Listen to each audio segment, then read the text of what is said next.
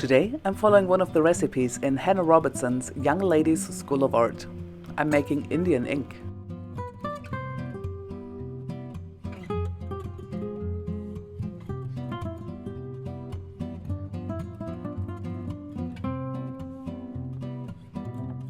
The recipe reads as follows. To make Indian ink, put 6 lighted wicks into a dish of oil. Hang an iron or tin concave cover over it at a convenient distance so as to receive all the smoke. When there is sufficient quantity of soot settled on the cover, then take it off gently with a feather upon a sheet of paper and mix it up with gum tarragon to a proper consistence. Nota bene, the clearest oil makes the finest soot, consequently the best ink. So, the recipe starts with put 6 wicks into a dish of oil, but that sounds like danger, so I will not be doing that, because I prefer my house unburnt, to be honest. Instead, I'll use 5 candles for soot production.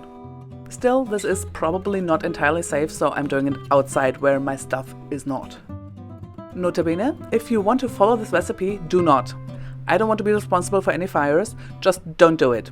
Candles are lit and I have a concave cover in form of this salad bowl. I'm not entirely sure what the instructions mean by a convenient distance, so that part was a bit of trial and error. If you look real close, there's some soot flying. I left the salad bowl in place for nearly 3 hours to collect as much soot as possible. Alright, I've extinguished the candles and moved back indoors. Piece of paper to protect the carpet, and here's my sooty bowl. And a feather for scraping the soot off. I bought some gum tarragon from the internet. It came in gel form, which I'm not sure if that was the consistency it had back when Mrs. Robertson wrote the recipe, but I'll make it work. Gum tarragon is usually used in leather crafts for treating edges, so the scent was really familiar from the leather goods store where my mom bought her purses. At first I was doubtful whether the feather would do much to scrape the soot, but it worked really well actually.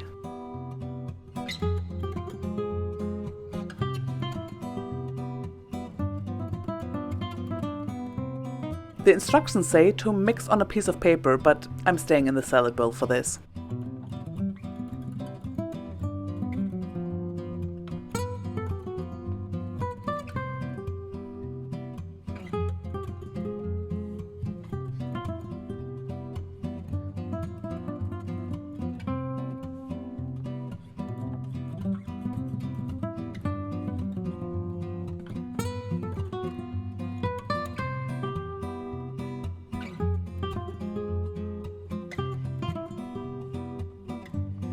Now to try it out. It turned out pretty grainy, so I didn't feel comfortable trying it on my quill because I was worried I would ruin it. But, used with brushes, it's really good.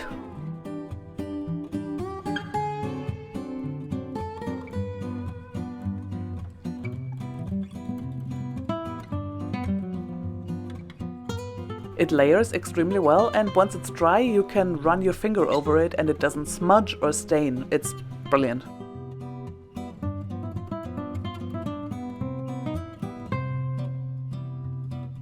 Afterwards I put the ink in a jar and I tried to clean the bowl. I really did. But I'm afraid it's a write-off. Maybe I'll make this my designated ink making bowl from now on. Thank you so much for watching. If you enjoyed this video, why not subscribe?